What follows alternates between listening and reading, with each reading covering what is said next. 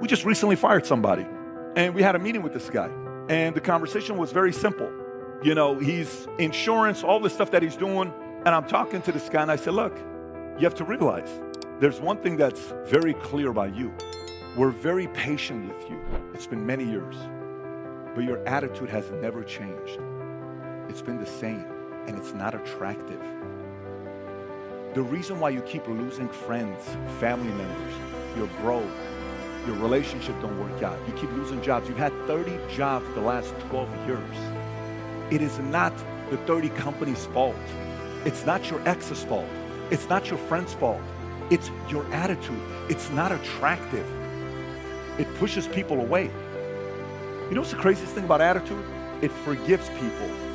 You become forgiven. Why?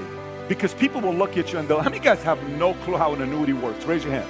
Raise your hand for like, dude, if I ask you to come on stage right now and teach us about an annuity, you're like, dude, I would screw that thing up. How many guys, there's no way you know how an annuity works. Okay, great. But you know what happens? Here's what happens. You sit in front of a client. Client asks you, so I've heard about this annuity thing. What do you know about it? And you say, look, I'm not going to lie to you. I'm not an expert in that area, but I do work with a team of experts. But I would do nothing. I'd be more than glad to get the best person to help answer all your questions for you. Is that okay with you? Absolutely. They're like, this guy, I just asked him a buying question. He knows nothing about annuities. But man, I love his honesty and his attitude. Freaking amazing. Everybody lies. I'd love to talk to the team of experts. Attitude allows people to forgive your lack of knowledge and they're patient with you. An unattractive attitude, no one's going to forgive you. Because at least I can drop down and say, I like this guy's attitude. I bought a car the other day. Jennifer and I would go to this dealership. We go in and this guy comes up and I'm looking at this guy and he walks like this. And it's me, Jen, Papa, Senna, Dylan, Tico, and Brooklyn. So Jen's nursing the baby in the back and we go into this Porsche dealership. For her birthday, she wanted to think about buying a Cayenne. So we go in and I walk in and I see this GT3 Porsche 992. Oh my God, purple, gorgeous. And I go in and I'm just wearing regular clothes. And this guy with a blue shirt, perfect hair, Caucasian, about 6'1". And the kids decide to play tag. In the dealership, they're playing tag. Are these your kids? Yes. Can you tell me how much this Porsche is right here? Are these your kids? How much is this Porsche? It says $224,000 on the ticket. Yes, but you have to add another $125 because it's a limited edition car. I said, can I get a key to sit inside of it to see if I fit? I don't have the keys, I'll power it down. I said, oh, so can you please tell your kids to calm down, please? Now, don't get me wrong, he's got a point because Senna was like a mess, but still, there's a way of saying it. So I said, look, my wife would like to take a look at a Cayenne. We're all sold out. We don't have anything in inventory. You have to wait 6 months. So there's zero effort. So I'm like, can you show it to me anyways? At this point, I'm getting a little annoyed. He says, yes, follow me. So I follow him.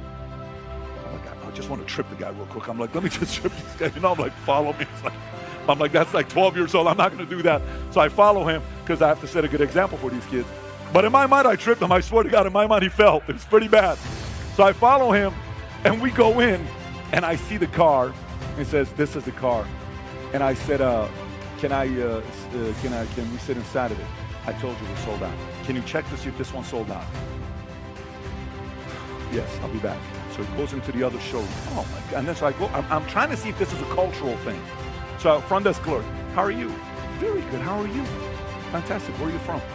Romania. Oh, no way, when I was in Germany at refugee camp, I spent a lot of time with Romania. Yes, we were all trying to get away from that social that they're trying to sell here in America. Can you believe it?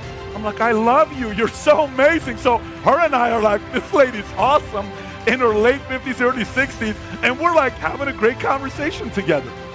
Then I look at this guy, he's talking to these two girls over there in the other lot through glass. It's been 10 minutes now, he hasn't come back. So I go like this, what are you doing? So he's like, and he comes to me. I was answering questions. I said, that was a 10-minute answer? Is that what it was? This car is available. And then Jen walks in with Brooklyn. I said, baby, go ahead and sit in this car, see if you like it. So I'm watching how he's talking to Jen. Oh my gosh, guys, he's driving me nuts at this point. So she sits in the car, Senna gets in, and the top window, they open up. You know the top, what do you call it, sunroof stuff? And she goes on the center, what do you call it, center console? Center, what is it? And she goes like this. And I'm like, oh, keep doing it. Just go like this. Scratch that car, right? And she's jumping. Sir, tell your daughter to stop. I'm like, Senna, please stop. Please stop, Senna. Thank you, Senna.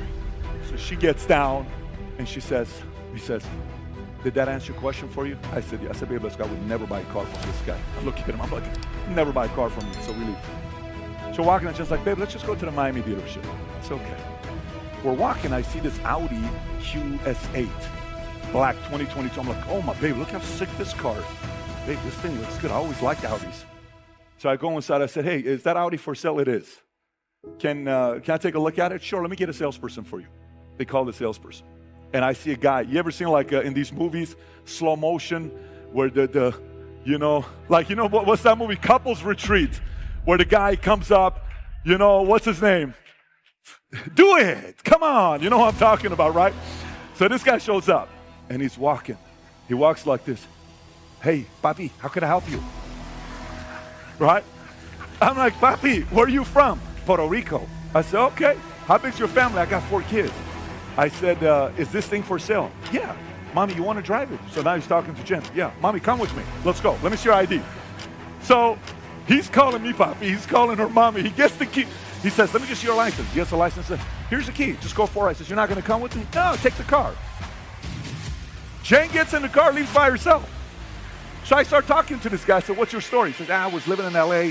I've always been in the restaurant business, but my wife didn't like the fact that I was coming home at 2 o'clock. She didn't know what I was doing. She said, you got to come a little early, so I wanted to car sales. And I came over here. I said, so tell me about that Porsche inside, the GT3. Oh, the GT3? What about it? He said $125,000 markup. I'm not paying a number like that. He said, I wanted to send inside, but he couldn't get the keys. He says, let me see what I can do. He goes. Jen's still test driving. He comes back. He says, he's right, the power's out. But, papi, I went to the owner's office. I got the key. Don't worry about it. We're going to go inside of it. So great. So Jen comes. She gets out of the car, and Jen doesn't have a poker face. So I'm like, I ask an open-ended question, like I shouldn't ask her. I said, how'd you like the car? She's trying to say, babe, I don't like it, but I'm like, okay. So he leaves. I said, papi, can you give me a minute? He walks away. I said, babe, how'd you like the car? Babe, I don't like it. I love it. I want this car. She's never reacted this way before. And by the way, I haven't bought a car from a dealership in 15 years because of the other German guy I dealt with. That's why I don't go to dealerships. I buy my brokers send me cars. I don't go to dealerships. But I like this papi guy. I like him a lot. So what do? I said, okay, what do you want to do? He says, come in. Hey, what's your final price on this? Papi, I have to make money with this. I said, listen, this is the number. I call my guy. He says, this is the number. Let me go talk to the owner. Goes inside. You buy right now. I give it to you for this much. Then I go inside. I'm like, what's this one? Oh, papi, that's the RS Q8. That's the 600 horsepower Lamborghini engine. That's the R8 of SUVs. This goes 0 to 60 in 3.6 seconds. I said, tell me your number on this. He never sat inside of it, never test drove it, never looked at anything, never opened the door. He says, let me talk to you when it comes back. I said, I'll buy it. He looks at me, he's like, you don't want to think about it? No, I'll buy it. Okay, papi, let's go. So I'm following him. I said, but I got 5 minutes. No problem, papi. Just come and sign this stuff. So I go to him. I sign this stuff. I leave. And I sit in the GT3 car, freaking amazing. Because I barely fit in this SF90. So I fit in this car, ridiculous. So we leave. The next day, he calls me because he's got to bring the car. I said, I don't want you to bring the car without a bow. He says, no problem. So he's on his way. I text him, did you get the bow? Oh, papi, I forgot. Let me see what I can do. He texts me back. I called everywhere. They don't have a bow. I said, in 2 minutes you called everywhere? So I called him. I said, don't bring the car. I said, first of all, your customer service there sucks. And I had a moment. He says, papi, what do you mean sucks? I did everything for you. Tell me why it sucks. Everything you've asked me, I've done for you. I said, don't bring the car without a bow. Okay, papi, let me see what I can do. Okay, hangs up. Text me 5 minutes later, I found the biggest white bow, I'm bringing it. I said, great. So the car's just up with the bow. Now he's confused. He's like, why is this guy upset at me? I did everything for the guy. So he comes in the house. Hey, papi, can I ask you a question? Yeah, why did you say my customer service sucks? I did everything for you. I said, So when we walked in, there was another guy. White guy, blondish hair, tall, 6'1", blue shirt. Oh, he says the name. He says, yeah. I said, that guy didn't help us out. He was disrespectful. I didn't like it. And the customer service sucked. And that's why I said the reputation sucks at this place. He says, well, Papi, that's how he is. But now it makes sense. So why does it make sense? He says, because yesterday when you left, he came to my desk and he says, are those people buying a car? He says, yeah, I got the credit card. They're buying this RSQ. He says, they're buying that car. He says, yes. He was so upset. Now I understand why. I said, I bought the car from you simply because of your attitude, period. And I referred him to John. Him and John are talking about another car right now. What's the moral of the story? Same dealership, same company, same car, same city, same location, same customer, two different attitudes. One guy made $5,000 commission, the other guy didn't make the commission. Why? Attitude. It's such a basic thing that we all can work on.